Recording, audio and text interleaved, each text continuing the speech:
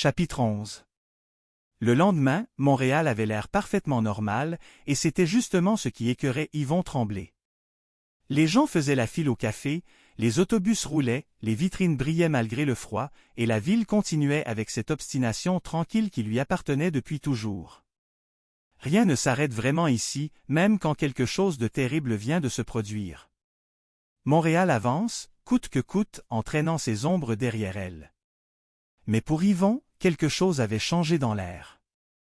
Ce n'était plus seulement une enquête.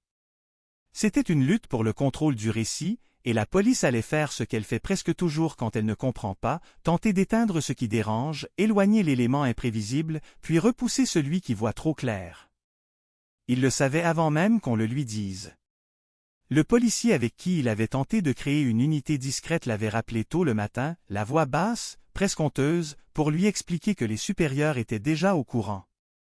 Quelqu'un avait signalé sa présence sur plusieurs scènes, un détective privé qui se promène dans une affaire de tueur en série, et dans la bouche des institutions, cela signifiait qu'il compliquait les choses.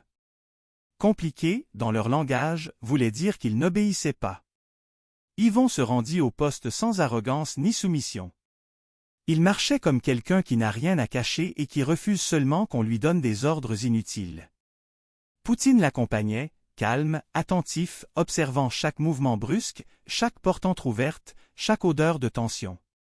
Le poste n'était pas loin du centre, un bâtiment fonctionnel coincé entre une rue passante et un stationnement sale, sans charme, un de ces endroits qu'on reconnaît plus à son odeur qu'à sa façade. À l'intérieur, ça sentait le café brûlé, le plancher lavé trop vite, le chauffage sec et les manteaux encore humides. Des gens passaient dans les couloirs avec des dossiers, des radios, des regards pressés. Tout donnait l'impression d'une machine fatiguée. On les conduisit dans une salle de réunion froide, au fond d'un corridor sans fenêtre, éclairé par des néons trop blancs, avec des chaises trop droites, une table trop large et des murs sans âme. Une carafe d'eau traînait au centre avec 3 verres mal alignés. Dans un coin, un tableau blanc portait encore des traces effacées à moitié. Rien dans cette pièce n'était fait pour penser librement. Tout y invitait à s'asseoir droit et à accepter le cadre. 2 officiers l'attendaient, l'un parlant, l'autre observant, une stratégie aussi vieille que la police elle-même. Ils commencèrent par les formules polies, en disant que la situation était grave, qu'ils comprenaient son intérêt et qu'ils respectaient son expérience, puis vinrent enfin à la vraie demande, celle qui efface tout le reste. Ils lui demandèrent de se retirer. L'enquête devenait officielle, expliquait-il, et sa présence risquait de contaminer les preuves, de provoquer le tueur, de nuire au travail des équipes. Yvon les écouta jusqu'au bout sans les interrompre, puis laissa un court silence s'installer.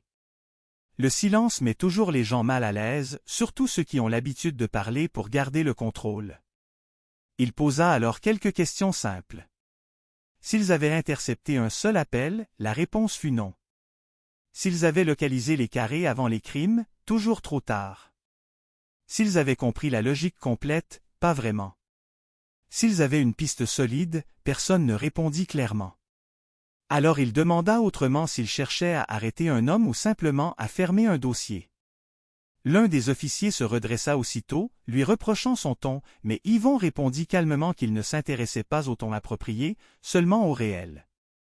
Il leur expliqua qu'il faisait face à quelqu'un qui écrivait, qui choisissait ses victimes selon une morale personnelle, qui imposait une structure et appelait quand il le décidait, quelqu'un qui punissait les erreurs comme un auteur corrige un texte. S'il l'écartait, il ne gagnerait pas le contrôle. Ils offriraient simplement au narrateur exactement ce qu'il voulait, une enquête lente, une police aveugle et un lecteur supprimé. L'officier lui répliqua sèchement que ce n'était pas un livre, mais des morts. Yvon soutint son regard et répondit que c'était précisément le piège, parce que pour cet homme, les morts étaient du texte. Le débat aurait pu durer encore longtemps, mais le téléphone de Yvon vibra dans sa poche. Appel masqué. Les 2 officiers échangèrent un regard, comme s'ils espéraient encore une coïncidence. Yvon répondit sans hâte.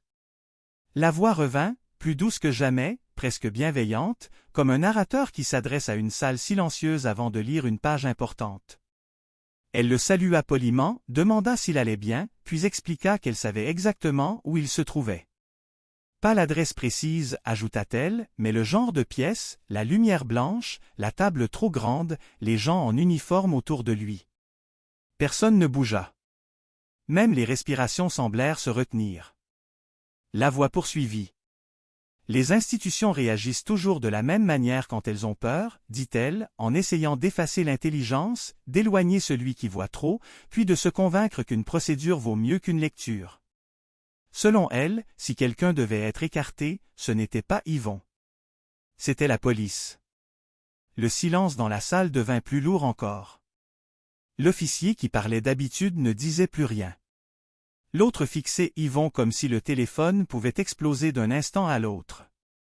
La voix continua en disant que la police comprend les procédures, pas les histoires, et qu'une procédure arrive toujours après les victimes, jamais avant. Yvon, lui, restait utile parce qu'il pensait comme un lecteur et comme un chasseur, deux qualités que les institutions méprisent toujours avant d'en avoir besoin. Puis elle expliqua que si la police insistait pour l'écarter, le récit deviendrait plus intense, plus rapide, plus public, impossible à ignorer. Elle pouvait transformer la ville entière en scène, attirer les médias, faire des stations, des rues et des monuments des chapitres obligatoires, et personne ne pourrait empêcher cela. Elle termina en disant que l'orgueil des institutions est un péché délicieux, celui de croire qu'un badge donne du contrôle, puis lança un ultimatum clair. La police avait 1 heure pour cesser de surveiller Yvon et arrêter de le menacer, sinon le prochain chapitre serait écrit pour eux. Puis elle murmura, comme un titre de page. « Tu ne prononceras pas le nom de Dieu en vain. » L'appel coupa. Personne ne bougea pendant quelques secondes. On entendait seulement le bourdonnement du néon, le chauffage, et, très loin dans le couloir, une porte qui se refermait. Yvon posa son téléphone sur la table et expliqua calmement que c'était exactement ce qu'il essayait de leur faire comprendre, parce que ce narrateur ne réagit pas à la police, il la dirige, et maintenant elle venait d'être intégrée au récit comme un personnage parmi les autres. Les policiers n'aiment pas être des personnages. Ils préfèrent être des juges. Mais le narrateur venait de les transformer en décors. Yvon se leva en disant qu'il pouvait bien l'écarter administrativement, rédiger des rapports ou menacer tant qu'il voulait, il ne pourrait jamais l'empêcher d'être appelé, et s'il refusait de protéger la ville, il le ferait lui-même. Poutine se leva au même moment. En quittant la salle, Yvon sentit tous les regards du corridor se poser sur lui sans oser le retenir. Il traversa le poste, passa devant le comptoir, les radios, les écrans, les agents pressés, puis ressortit dans le froid. Dehors, Montréal continuait, immense, têtue, presque belle malgré tout. Et il comprit que le narrateur venait d'ouvrir une nouvelle phase. Avant, il punissait Yvon. Maintenant, il écrivait contre la police. Et lorsqu'un narrateur commence à écrire contre une institution, il le fait en spectacle.